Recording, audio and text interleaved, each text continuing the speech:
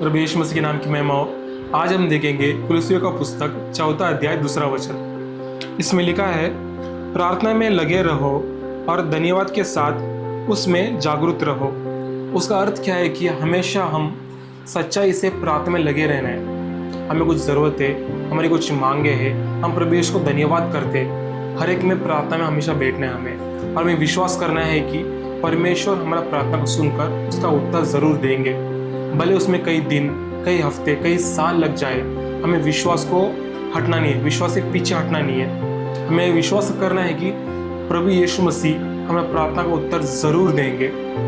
हमें जब हमारे मन में संकोच आता है या फिर हमें लगता है कि मैं कई दिनों से, कई हफ्तों से, कई सालों से प्रार्थना कर रहा हूँ, लेकिन मुझे उत्तर क्यों नहीं मिला, मेरा कार्य क्यों नहीं हो रहा है, ये तकलीफ कष्ट मेरे से दूर क्यों नहीं जा रहा है, एक कार्य मेरी ज़िंदगी में होने वाला था लेकिन हुआ नहीं, क्यों, मैं प्रार्थना कर रहा हूँ करके। इन सभी कार्यों में हमें डरना नहीं है, हमें विश्वास से पीछे हटना नहीं है, हमें निराश नहीं होना, हमें थकना नहीं है, लेकिन हमेशा विश्वास में बने रहना है।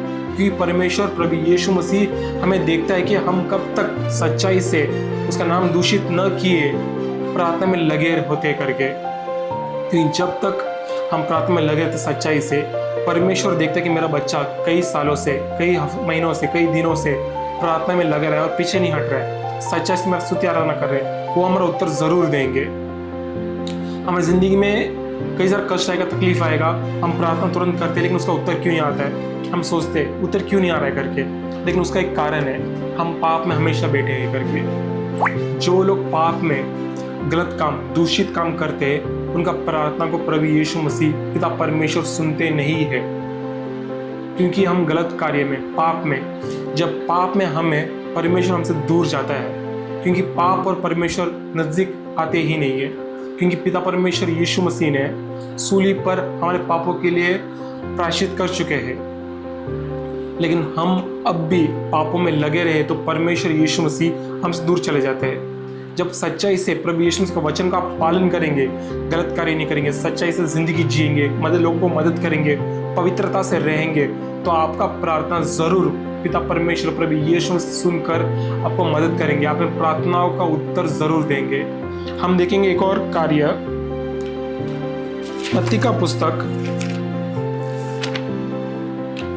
18वां अध्याय, उसमें हम लोग एक कार्य देखेंगे, विषय देखेंगे। एक विधवा स्त्री होती है और एक न्यायी होता है। एक विधवा स्त्री को एक कार्य में मदद चाहिए होता है, तो वो एक न्यायी, उसको मतलब है जज, उनके पास जाती है और बोलती है कि मुझे एक कार्य कीजिए करके। लेकिन वो न्यायी ना ही परमेश्वर को डरता था, ना ही मनुष्य को डरता था, वो किसी से नहीं डरता, वो अधर्मी था।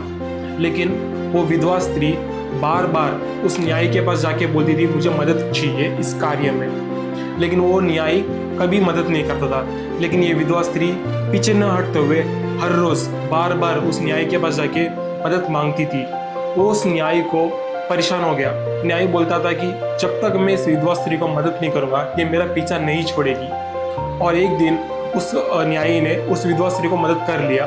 हम देखते हैं कि जब एक न्यायी जो अधर्मी है, जो गलत कार्य में रहता है, वो परेशान होकर इस विधवा स्त्री के प्रार्थना से रोज रोज आकर जो करती है उसमें मदद कर लेता है, तो हमारा पिता परमेश्वर यीशु मसीह जब हम सच्चाई से उनका प्रार्थना करते हैं और बार बार प्रार्थना में लगे रहते हैं, जरूर हमारा मदद करेंगे। इस कार्य से, विषय से हमें यही बाहर निकल के मालूम पड़ता है कि पिता परमेश्वर के पास आप लगे रहो, प्रार्थना में, सच्चाई में, जिंदगी में आप जियो पवित्रता से, तो जरूर पिता परमेश्वर यीशु मसीह अपने कार्यों को देखते हुए हमारा जो भी प्रार्थना है, विनती है, उस कार्य को पूर्ति करेंगे। हमें विश्वास है कि आप भी सच्चाई से, पवित्रता से प्रभु यीशु मसीह के पास जब प्रार्थना करोगे, आपको जरूर उत्तर मिलेगा। भले उसमें कुछ दिन लगे, कुछ महीने, कुछ साल, लेकिन पीछे नहीं हटना है, विश्वास में लगे रहना है, तो पिता परमेश्वर आपको जरूर उत्तर देंगे और आपको मदद करेंगे। हमें विश्वास है कि ये कार्य में आप कुछ समझकर अपनी जिंदगी में अमल करेंगे। प्रभु यीशु मसीह के नाम की महिमा हो, आमीन।